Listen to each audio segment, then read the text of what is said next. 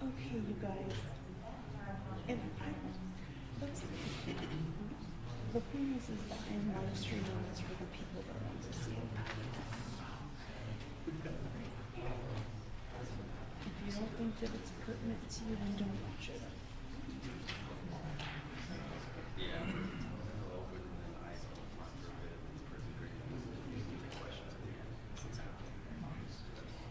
We don't know what's critical info and what's not critical info until after this.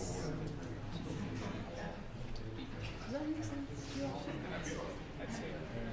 Please be respectful. I am trying to be respectful. It has not started yet.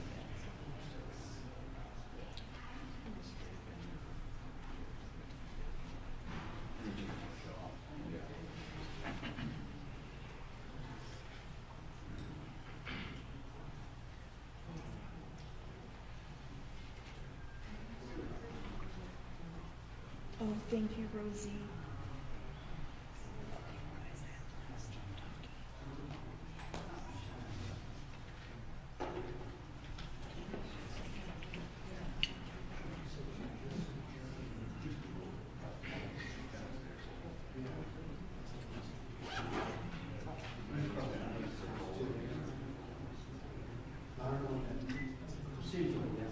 Sherry, it's going to come over for me.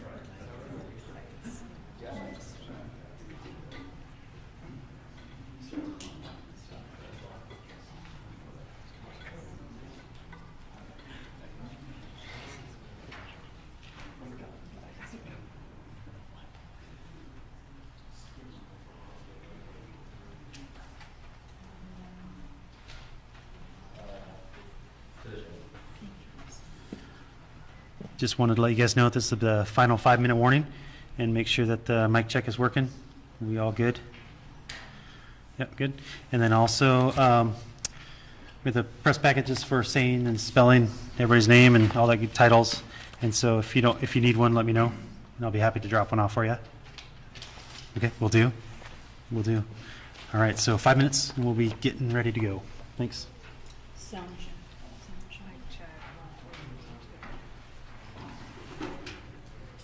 Please, if you're on the live button, if you heard him, he is on the stand of Idaho State Police. Audio check, please, audio check. Mic check. Thank you. Mic check.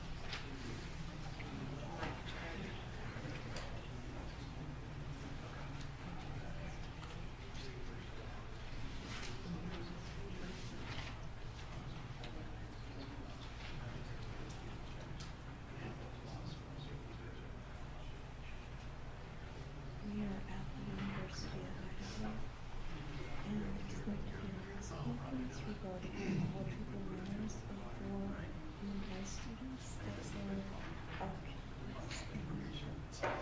in a house. He's got three.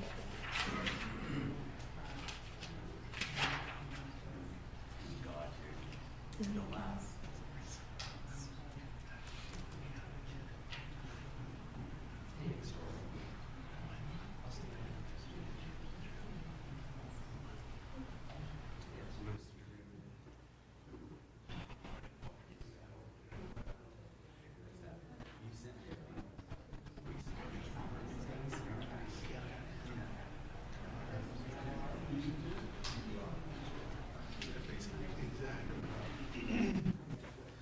Sorry, I forgot the most important part of my job. I just want to let you guys know that there will be a question and answer time. We're going to try and extend it today to be a little bit longer, so that way more people have the opportunity to ask questions. We have a gentleman who will be passing around a microphone, and he does not know what organization you're from, and so so it's purely random. So please keep questions to 1 or 2, and we'll try and get to as many people as possible. So thank you. Thank you.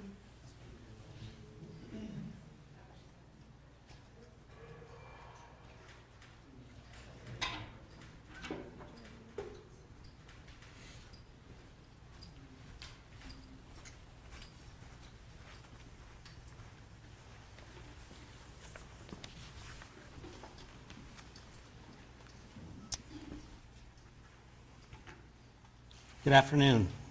My name's Chief James Fry with the Moscow Police Department. Joining me today is Captain Roger Lanier with the Moscow Police Department, Moscow Deputy City Supervisor Tyler Palmer, Colonel Kedrick Wills of the Idaho State Police, University of Idaho President Scott Green, University of Idaho Dean of Students Blaine Eccles, and Latah County Prosecutor Bill Thompson. We are thankful for all the tips and leads the public has provided in Ethan, Xana, Kaylee, and Madison's murder investigation. No bit of information is too small, and every tip will be pursued.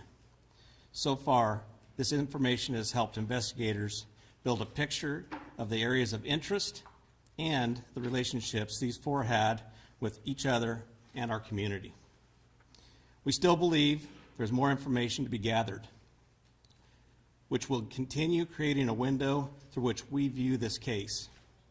We all want to understand why this happened and what drove someone to do this. The families of those involved and our entire community deserve to know.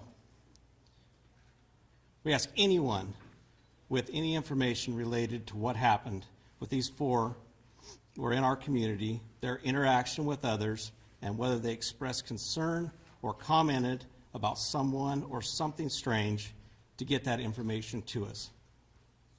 Even if you don't believe it is relevant, investigators will review and determine if and how your information builds the picture.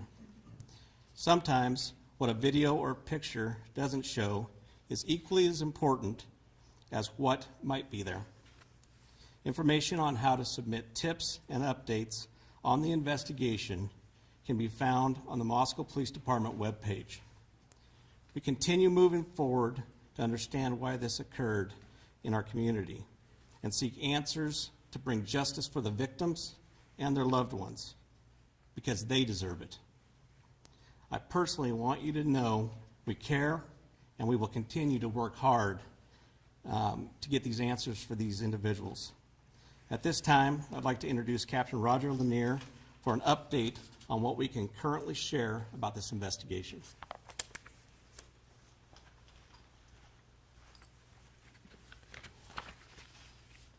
Good afternoon. I'm Captain Roger Lanier with the Moscow Police Department. I want to assure you first off that the loss of Xana, Kaylee, Madison, and Ethan remains the highest priority for the Moscow Police Department. We will continue putting all of our resources into investigating and solving these murders. Investigators are prepared to work through the Thanksgiving holiday to continue their efforts. I also want to express our sincere appreciation to the Idaho State Police, the FBI, the University of Idaho, and the Latah County Sheriff's Office for their assistance. And I especially want to thank the community of Moscow for their outpouring of support through this incredibly difficult time. Today I'm going to recap in brief what we know. I'm going to provide some new information, and I'm going to address some rumors. On the evening of November 12th and into the early morning hours of November 13th, Kaylee and Madison arrived home at approximately 1:45 a.m. after visiting a local bar and a street food vendor. Ethan and Xana were also out in the community at Sigma Chi, and they arrived home at approximately 1:45 a.m. Two surviving roommates who were also out in the community arrived home at approximately 1 a.m. Later, on the morning of November 13th, at 11:58 a.m., a 911 call was placed. The call reported an unconscious person. The call originated from inside the residence, and a surviving roommate's cell phone was used. During that call, the dispatcher spoke to multiple people who were on scene. Moscow police officers responded and found two victims, two on the second floor and two on the third floor of 1122 King Road. The results of autopsies indicated that the four were stabbed multiple times and were likely asleep during the attack. Some had defensive wounds, and there was no sign of sexual assault. We do not believe the following individuals were involved: the 2 surviving roommates, the male seen in a grub truck video circulating on the internet, a private party who drove Kaylee and Madison home, any of the individuals who spoke to the dispatcher on the 911 call. We're also aware of a male whom Madison and Kaylee had called several times the morning of November 13th, and we do not suspect that individual. Detectives have canvassed the neighborhoods looking for evidence, physical evidence, video surveillance, and they've contacted numerous residents to see if anybody may have seen or heard anything. They continue requesting tips that can be sent to our tip line or called in to our tip line. The specific areas that we're interested in are detailed on maps on our city website and our Facebook page, but as stated earlier, generally south of Taylor Avenue to Palouse River Drive and the area west of US 95 over to the Arboretum.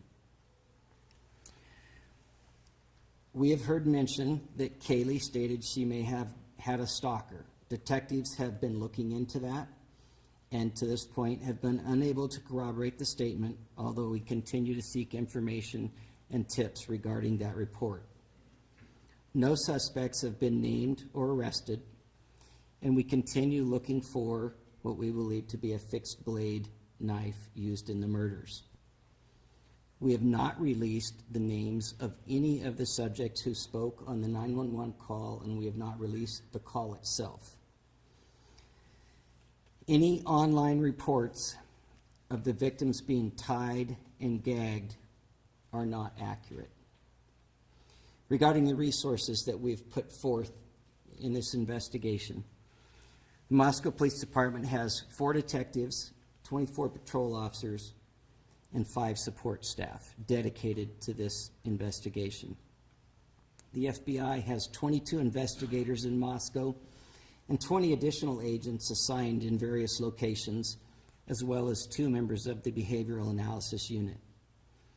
The Idaho State Police has 20 investigators, a public information team, a forensic services and crime scene team, and 15 uniformed troopers who have been valuable in helping provide community patrols and safety patrols.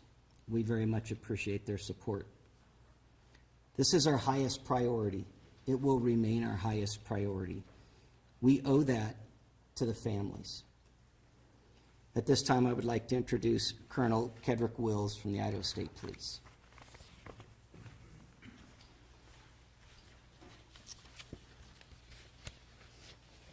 Thank you, Captain, and thank you for those that are in attendance today for your attendance. We really appreciate this. What has affected Moscow and the community here has affected all of us as Idahoans.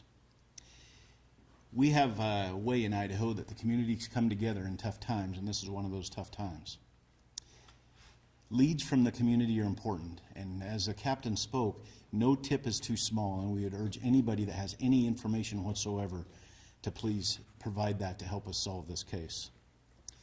The lead agency of this case is Moscow Police Department with Chief Fry and his dedicated team of professionals, and the Idaho State Police's role is to support them and their good work here. There is an awful lot of efforts going on behind the scenes, and I'll explain why it's behind the scenes in just a moment. But what can't be seen isn't always known of what we do in law enforcement, and I'd like to explain that in just a moment. But the Idaho State Police and the FBI continue to provide resources to this investigation. I would like to speak for just a moment, if I could, not about this specific case, but rather an overview of how cases are investigated, so that maybe it'll give some sense of the why of the timeline here. We understand you want answers. We want answers too. But these take time, and if I could explain just a minute about the process here of what we go through just generally in investigations. So we use in advanced investigative techniques and crime scene processing. So what happens when a call comes in, the original officers, the first officers that respond to a scene, and then once that they've got their work there and determined that they need some additional investigative assistance, then they call investigators to come and help process that scene. And oftentimes it requires a forensics team to help process that scene.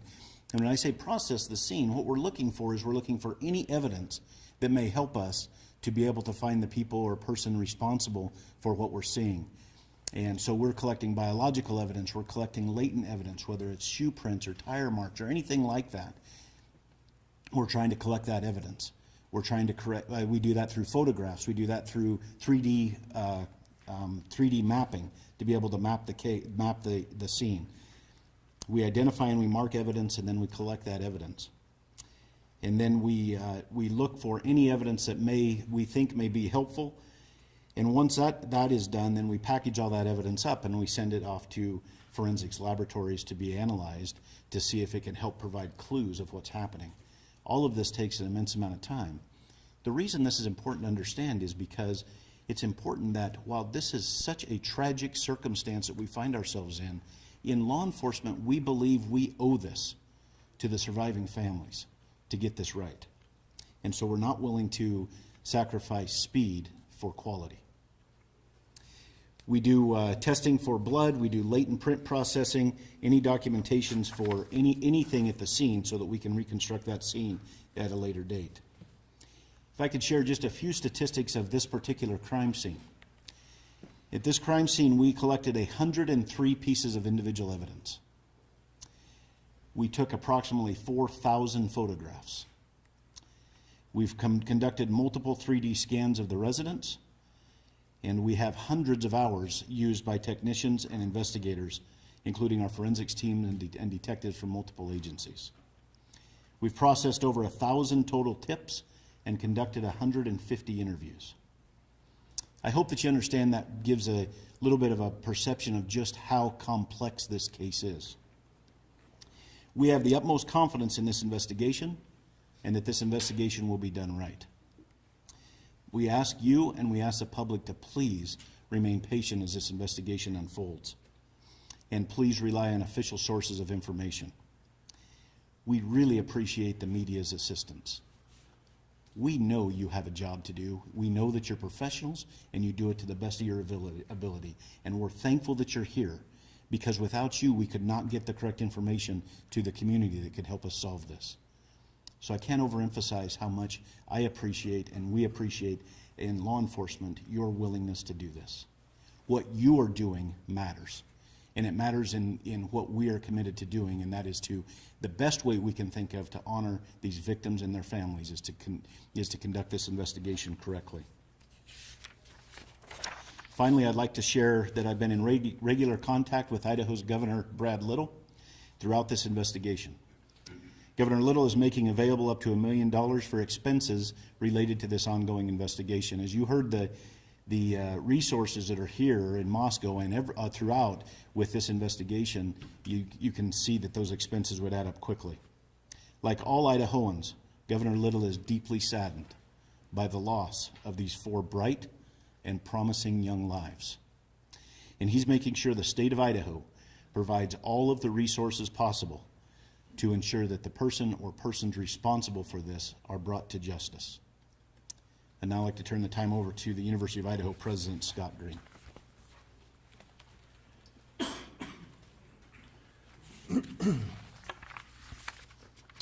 Good afternoon, I'm Scott Green, President of the University of Idaho.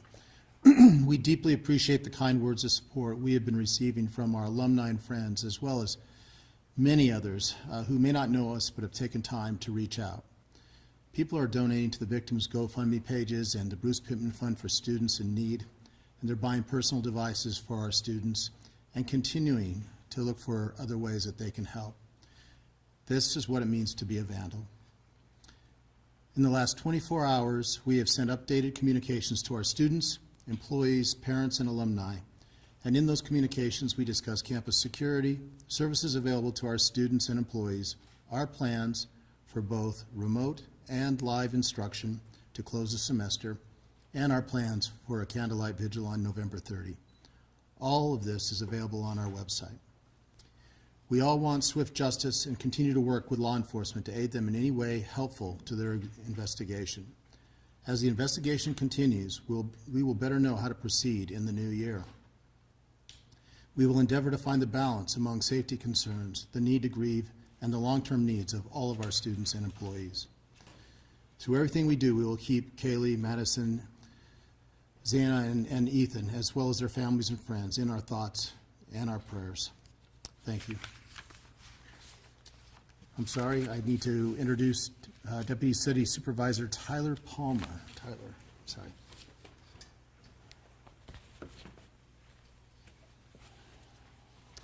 Good afternoon. My name is Tyler Palmer. I'm Deputy City Supervisor with the City of Moscow, and I'm here today on behalf of Mayor Arthur Betke, the Moscow City Council, and Moscow City Administration. The loss of Kaylee, Madison, Xana, and Ethan has sent an overwhelming, palpable wave of grief, confusion, sorrow, and anger through our peaceful community. Mayor Betke, with the support of our City Council, has instructed staff to marshal all necessary resources for our law enforcement professionals as they diligently work to assure the safety of every member of this community and find the person or people responsible for this. The outpouring of support, kindness, and genuine empathy locally and even globally has been a humbling reminder that those who want to help far outnumber those who want to hurt. And we take some solace in that. To all of you who've reached out, sent letters and cards, provided food for those working around the clock on this investigation, and offered other resources, we thank you sincerely. These continued acts of charity and humanity remind us why we live in this tight-knit, caring community. The City of Moscow is committed to seeing this investigation through to a successful end and will continue to dedicate whatever resources are necessary for that effort. We are thankful for the immense support from the University of Idaho, Lake Tahoe County, Governor Little and his office, the Idaho State Police, and the Federal Bureau of Investigation. Moscow's my home.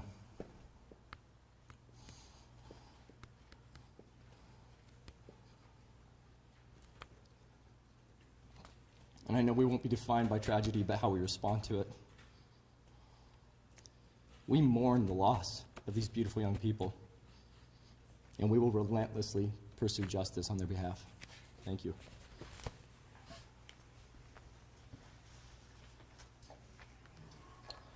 So we would like to open it up to any questions, but I would like to ask if there's an Argonaut reporter here that would like to ask, and then second after that, an Evergreen reporter, if there's one in the room. So let's start with the Argonaut, please. LCSC Pathfinder. I'm with the LCSC Pathfinder. Can I speak? James Torman Aldrich with the Argonaut. I have two questions, if that's all right.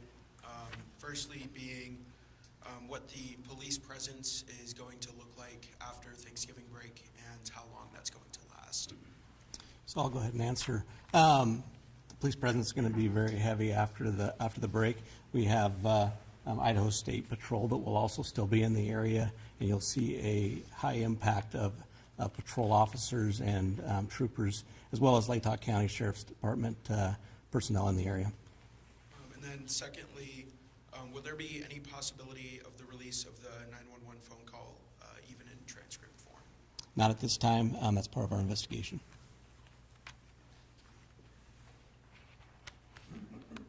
Daily Evergreen? There.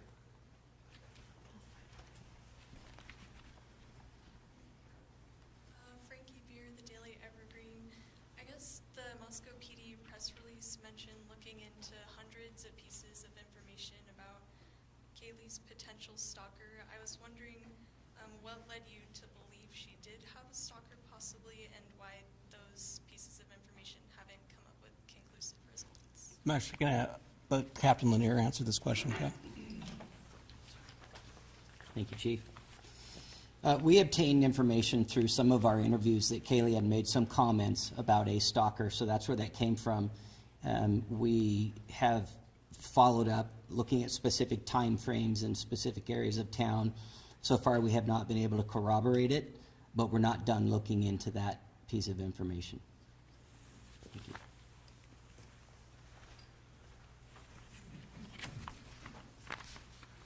Dan Springer, Fox News. If I can get Captain Lanier. Sir, why not tell the public who the target was? You've said that this was a targeted attack.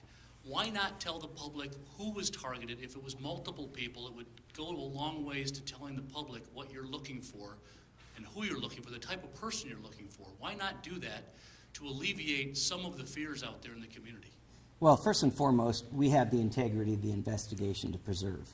And we feel like that information is integral to us and how we conduct our investigation. Releasing that to the public may or may not flood us with a lot of information that's not relevant or specific to what we're looking at. Don't you So want more information from the public? we do want more information, but we don't want to put our investigation in jeopardy by releasing what we have. There's always a balance between what you're willing to release versus what you're trying to gather. We told the public very clearly from the beginning that we're looking for a knife. We've told the public very clearly from the beginning that we believe it was a targeted attack. I mean, to be honest, you're going to have to trust us on that at this point, because we're not going to release why we think that.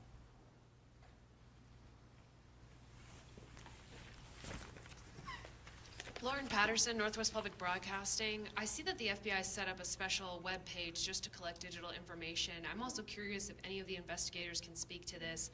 Curious if the Wi-Fi hotspot has been tapped at all. It's possible if the suspect had their phone on them, it may have pinged off the Wi-Fi in the residence. Has that been checked on at all? As I stated, our investigation is looking at every avenue of every piece of evidence that we can. The FBI has given us a website for any downloads of video or anything, so we ask people, if you have any of that, to send it to us, please.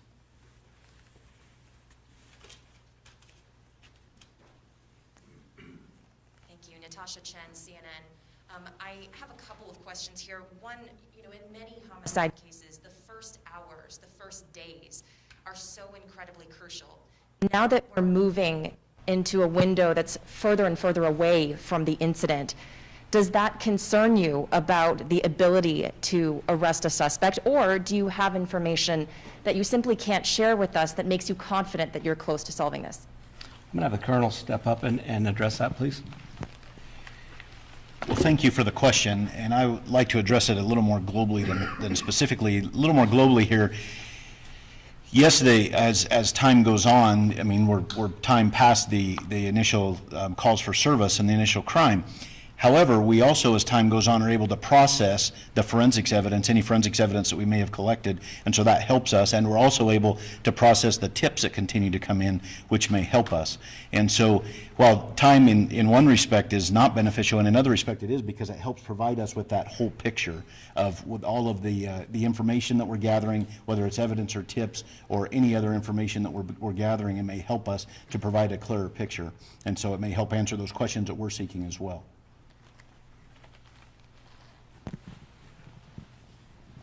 Hi, Angela Palermo, Idaho Statesman. I was wondering if there's any evidence that suggests the attacker visited the first floor where the two surviving roommates were? That information will not be released at this time. It's part of our investigation, and as we stated earlier, there's many things that are involved in an investigation that we will release and things we won't.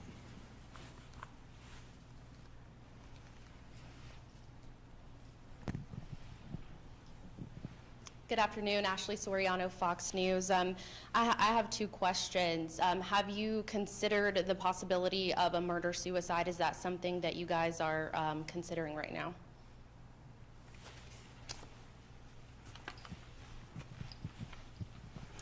That question has been asked previously, not at a press conference. It's certainly something that we looked at in the early part of the investigation. It is not something that we're looking at this time.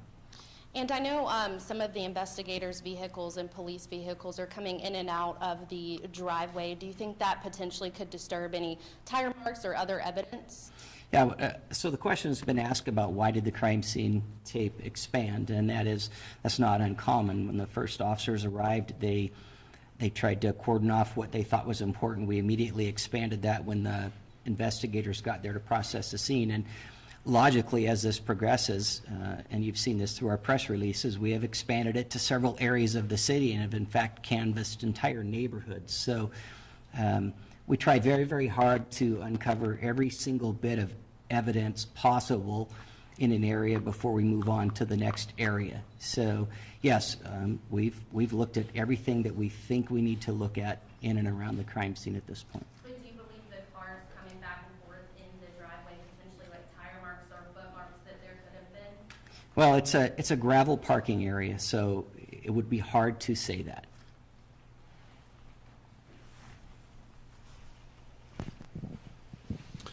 How are you folks holding up? How are your detectives and officers holding up? And Chief, you mentioned that detectives are prepared to work tomorrow on Thanksgiving, so is the expectation that they will be? That is correct. We're going to have many detectives and agents working all the way through this incident.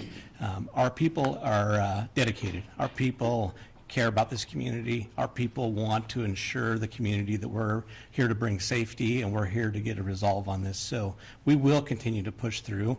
We'll give people time off as they need it, and we will continue to take care of them. But we're gonna keep pushing on this until we come to a conclusion.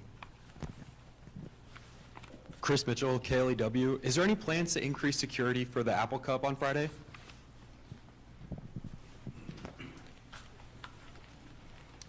I can't speak to what's going on in the state of Washington. I can only speak to what we're doing here on the campus of the University of Idaho in concert with President Green and his team. We are absolutely, with the Idaho State Police and the Moscow Police Department, we are 100% dedicated to making sure that this continues to be a safe place for students to do what students need to do. And so that's why we have so many uniformed troopers here that aren't necessarily assisting with the investigation, but rather here to help with the campus security. And President Green and his team have been fantastic in helping to strike that balance to make sure that we have law enforcement resources here. So while I can't speak what's going on anywhere else, I can tell you at the University of Idaho we have a lot of state troopers, a severe increase of state troopers and Moscow police officers here, both on campus as well as throughout the community.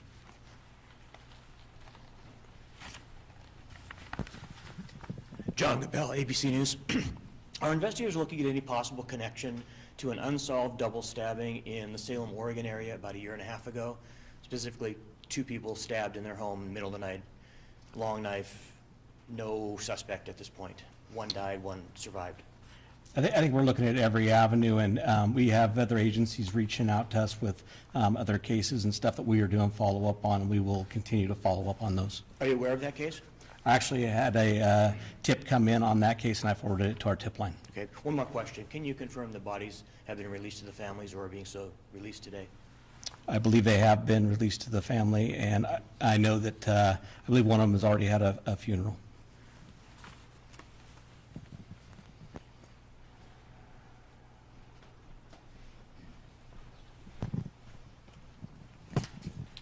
Destiny Martin with the LCSC Pathfinder. Can you lend any insights into the possibility that the murder weapon is linked to the ROTC program? And also you mentioned that the analysis unit is here. Will we be able to hear anything from them about a working profile they possibly have? And on that note, have you guys ruled out the possibility that the killer might be a female? So we look at every avenue. We're looking at every group of people. Like I said early in our first press conference, we're not going to let any stone go unturned. I believe can you just clarify your second portion of that question?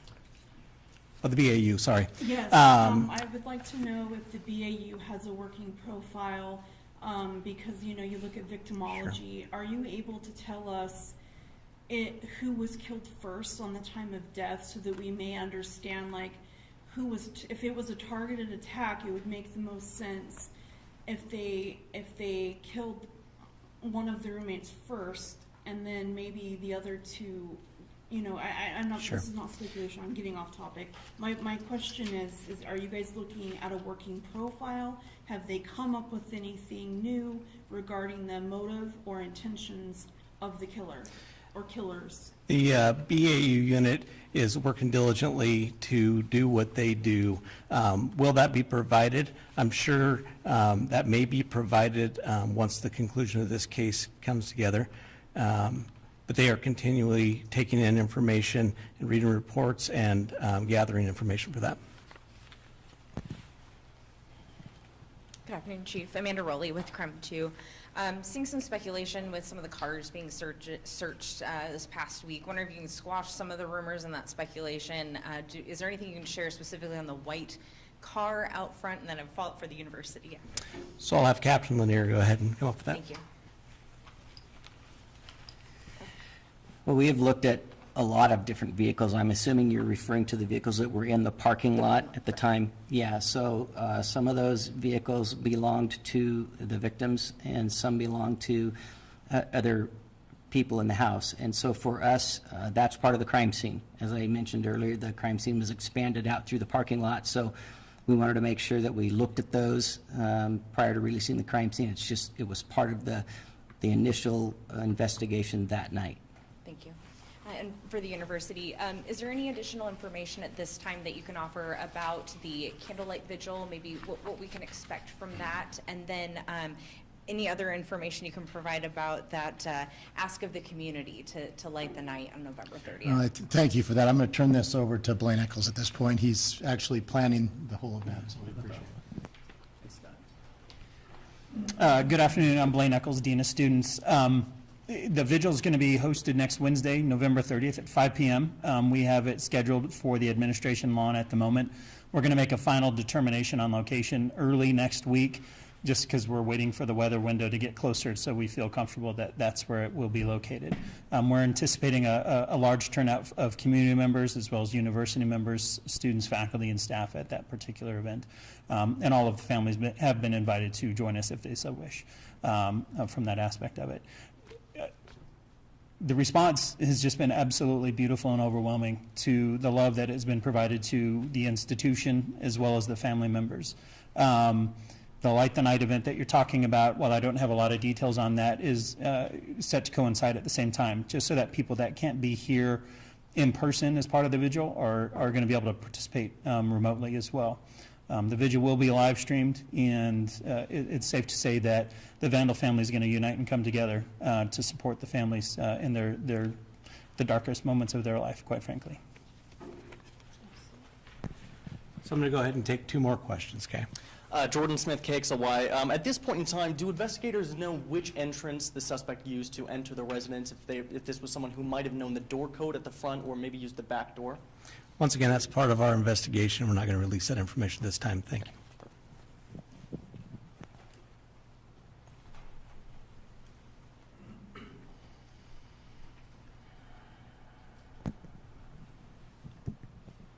Noah Baltimore, News 8. You said this was a targeted event. You won't tell us why they were targeted. What should students do to prevent being targeted in the future?